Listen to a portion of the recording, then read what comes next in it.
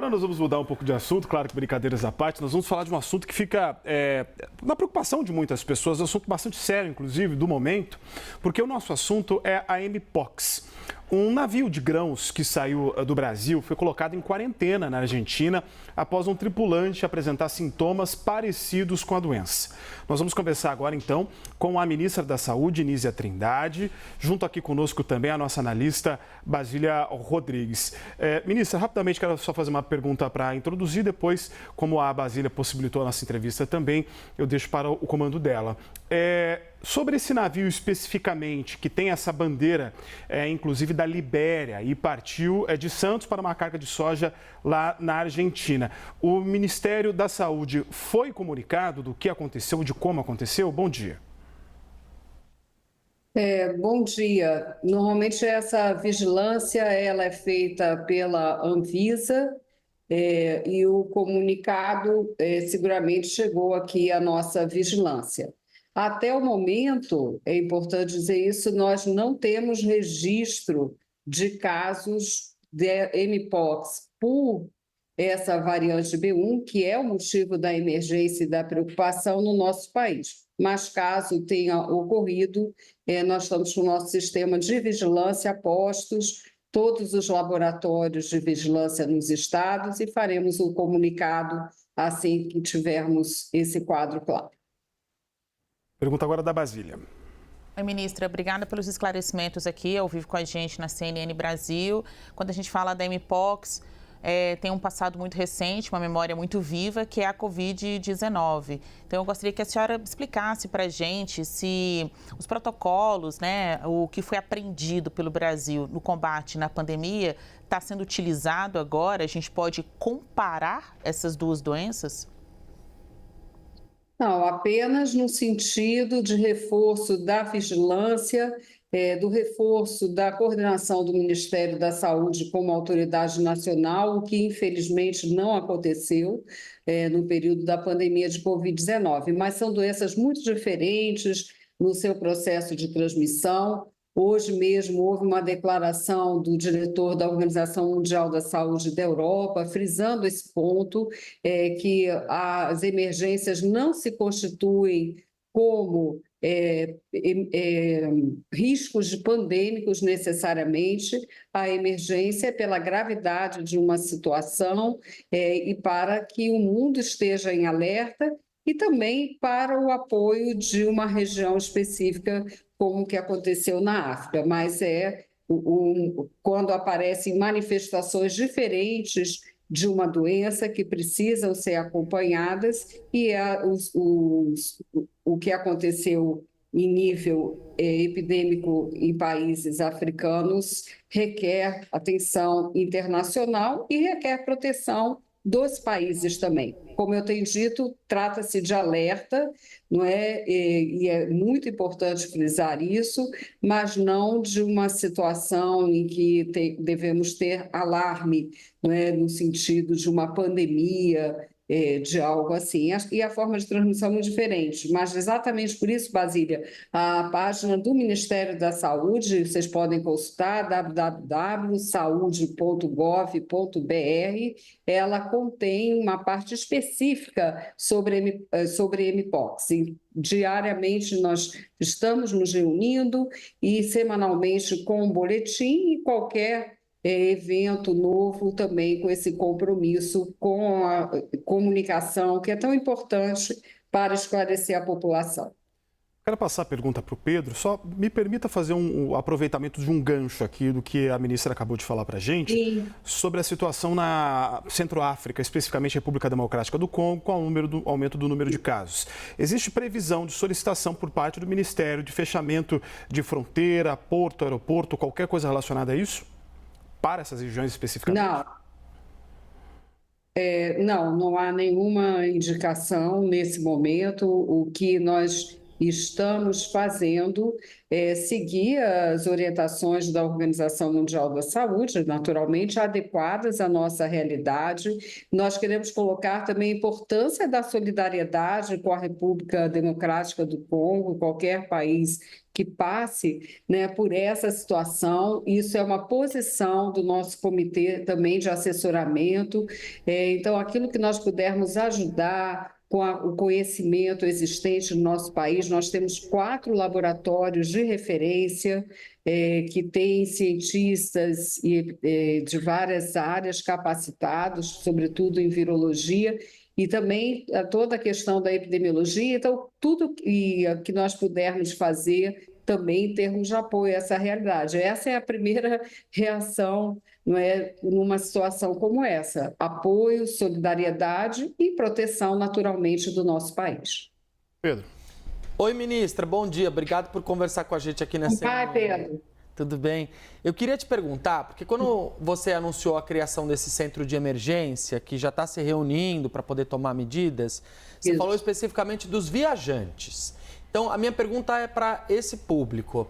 Há alguma possibilidade de que seja realizado, por exemplo, em portos, aeroportos, algum tipo de campanha? As pessoas que, de alguma forma, dizem que vão viajar para esses locais onde existe um maior nível de transmissão. Qual que é o plano de vocês, ministra? Não, esse plano ele está sendo trabalhado em função do quadro, né? E nós temos a Anvisa também participando. Cabe à Anvisa essa vigilância sanitária de portos, de aeroportos, comunicados para os viajantes, muito ligados nesse momento à apresentação de sintomas. Isso é a forma de controle na volta, sim. Sim, e a todos os viajantes, na verdade, nós estamos com essa comunicação geral também, não é, para que se tenha atenção aos sintomas, que são feridas, muitas vezes na forma de bolhas, febre acompanhando isso, calafrios, mas principalmente as lesões de pele são um sinal importante. Então, nesses casos, procurar a unidade de saúde e, naturalmente, a unidade faz a notificação e todo o sistema não só acompanha, mas procura dar acolhimento a essas pessoas. Mas, desculpa, esclarecer ministra, também... Não, é só para entender do ponto de vista prático. A ideia por exemplo, está chegando lá um avião da África que vai pousar no aeroporto de Guarulhos. Vai ter uma equipe do Ministério da Saúde lá para poder orientar essas pessoas que estão chegando no Brasil, vindo dessa região, que elas têm que ficar atentas a esses sintomas. Como é que isso se dá na prática? Não só em relação a pessoas vindas da África, basta lembrar que já aconteceu um caso na Suécia que é de um viajante. Nesse momento, esse alerta deve ser geral nas viagens, como tem sido feito, inclusive em relação a doenças infecciosas, alertando para a vacina. Não é uma nova doença, é uma doença conhecida, mas é uma nova variante que traz preocupação e é considerada emergência. Então, esse alerta ele é feito no sentido de um comunicado para esses sintomas, não apenas para quem vem da África. Ministra, já tem alguma previsão, orientação do Ministério para dizer às pessoas que evitem fazer estas viagens? A senhora chamou atenção sobre o aspecto do alerta e não do alarde, né? Frase esta dita pela senhora na semana passada e repercutiu bastante. Estamos todos atentos, mas não soando com alarde para os casos que já começam a crescer mais em outros países. Já é uma situação em que o Ministério vai dizer: evite viajar para estes lugares? A senhora disse que não vai ter fechamento de fronteiras, né? Não está se esperando isso. Mas esse tipo de orientação já está sendo estudada? Não no sentido de evitar as viagens, isso não está sendo recomendado nesse momento. É possível, inclusive, mas aí não como uma viagem turística, mas estamos discutindo a possibilidade até de missões junto à Organização Mundial da Saúde para apoio a essa população nessas situações de surto. E, como eu disse, nesse momento são essas as recomendações. Qualquer cenário, qualquer mudança, sempre trabalhando junto com a Organização Mundial da Saúde, sempre trabalhando também de forma coordenada com estados e municípios no país, para que nós tenhamos uma coordenação efetiva desse esforço. Ministra, nós temos, inclusive, de acordo com o anúncio do próprio Ministério, a previsão da compra de vacinas. Como é que estão as negociações? Seriam quantas doses? E se há algum tipo de parceria com o Ministério de Ciência e Tecnologia que se mostrou disponível também no desenvolvimento de uma vacina local? Vou começar com esse último ponto, que é muito importante. Sim, nós estamos trabalhando junto com o Ministério de Ciência, Tecnologia e Inovação. Há uma vacina ainda como estudo, né, ainda numa fase muito preliminar, no Instituto de Ciência e Tecnologia da Universidade Federal de Minas Gerais, que conta com apoio como atividade de inovação do Ministério da Ciência, Tecnologia e Inovação, que nós estaremos juntos com o Ministério da Saúde para apoiar essa iniciativa, mas não tem como dar resposta aos casos atuais, porque há um tempo de desenvolvimento da vacina, mas é muito importante. Nós estamos trabalhando em todo o mundo com a ideia de biblioteca de vacinas, de nos anteciparmos a essas questões. São uma iniciativa estratégica fundamental. Agora, nesse momento, é importante frisar, não há recomendação de vacinação em massa. No Brasil, que não tem ainda a variante 1B, como eu falei, ainda não tem registro de caso, mas nós temos... Hoje, tem localizado 700 pessoas que contraíram o vírus MPOC, desenvolveram a doença, não é? Então, isso tudo é monitorado por nós.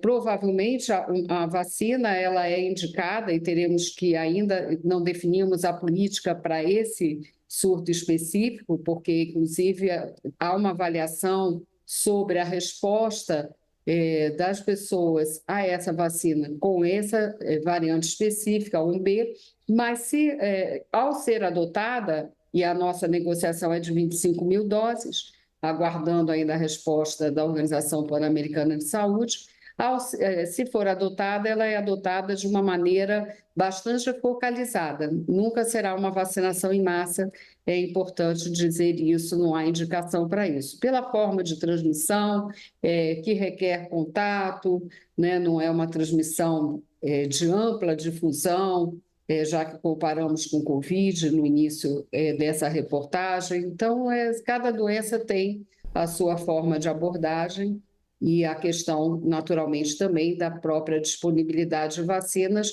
ela vai ser importante para contatos e não para uma aplicação em massa. E por falar em vacinação... Contatos que eu quero dizer, só para deixar claro... Desculpa, Basília, só para deixar claro, de pessoas que tiveram contato, né, com outras pessoas infectadas. É importante, tem muita notícia falsa circulando, dizendo que é só relacionamento sexual. Não, relacionamento sexual, contato com secreção, né? Então tem que ter, assim, muito cuidado aí com as informações.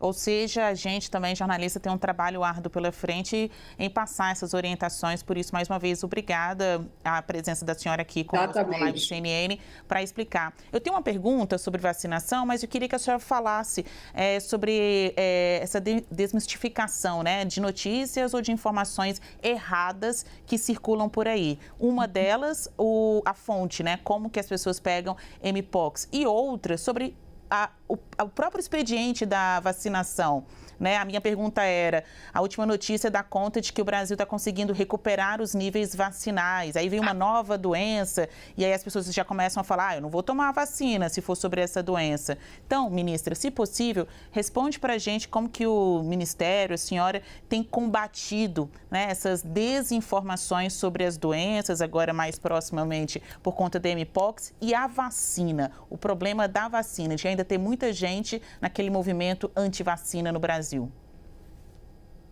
Basílio, obrigada. Em relação à desinformação, procurar realmente veículos confiáveis. recomendo a página do Ministério da Saúde, www.saude.gov.br. Lá nós temos uma parte específica sobre mpox e sobre todas as vacinas.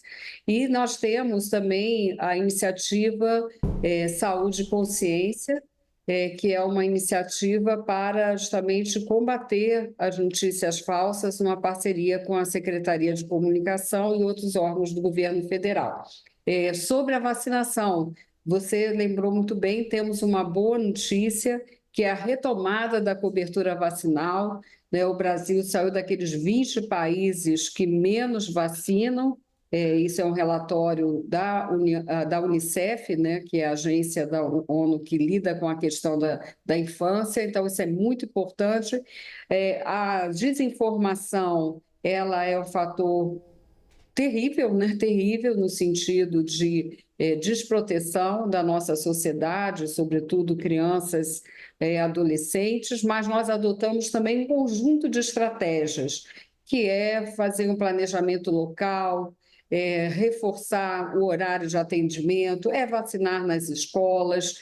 Então, essas estratégias significam o Ministério da Saúde cumprir seu papel, né, que é levar, de fato, a vacinação a sério e buscar a população, não esperar apenas o fluxo da população para as unidades de saúde. É nesse caminho que nós estamos trabalhando para proteger a saúde, a qualidade de vida da nossa população. E vacina é vida. Pedro. Ministra, a gente sabe que o Ministério da Saúde tem um dos maiores orçamentos hoje no governo federal, pouco mais de 200 bilhões de reais. Mas, evidentemente, situações como essa da mpox acabam fazendo com que gastos não previstos tenham que ser feitos pelo Ministério para proteger a saúde dos brasileiros. Um dos recursos muito utilizados para poder sustentar ações de saúde pública no Brasil são as emendas parlamentares. Elas são importantes para isso. A gente teve ontem uma reunião entre líderes dos 3 poderes para poder chegar a um novo formato de como essas emendas têm que ser destinadas para as cidades, para os estados, para os órgãos públicos do governo federal, inclusive. A senhora ficou satisfeita com a solução que foi dada, com os novos critérios? Lhe parece um jeito mais prático, mais favorável para poder utilizar esse tipo de recurso, inclusive para a saúde? Bom, primeiro eu quero saudar a iniciativa dos 3 poderes, é uma reunião fundamental para mim como ministra da Saúde. É importantíssimo que esse caminho seja dado. O orçamento da saúde é um orçamento volumoso, como você se referiu, mas sempre temos que lembrar que é o orçamento do SUS. O Brasil decidiu um caminho, em 88, de um sistema universal, garantindo gratuidade de atendimento, qualidade, integralidade, e é claro que isso passa por financiamento, e historicamente temos o problema de subfinanciamento. Então, eu não diria que é um orçamento volumoso, eu diria que ele é o orçamento necessário para o SUS e até aquém das necessidades, se compararmos com os gastos públicos em saúde em outros países que têm sistemas universais. Mas, em relação à reunião de ontem, os pontos mais importantes são a transparência, né, como um princípio que vai reger toda essa questão da destinação de emendas e a relevância. Esse é um outro ponto muito importante que ontem foi colocado em relação às emendas de bancada, sua relação com os investimentos necessários, com programas de governo.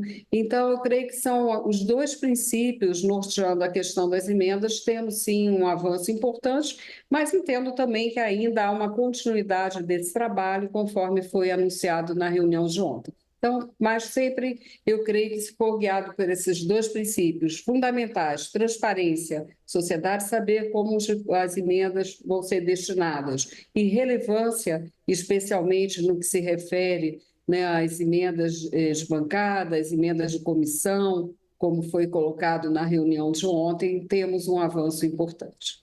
Nós conversamos com a ministra da Saúde, Inísia Trindade. Ministra, muito obrigado pela sua entrevista. Obrigadíssima.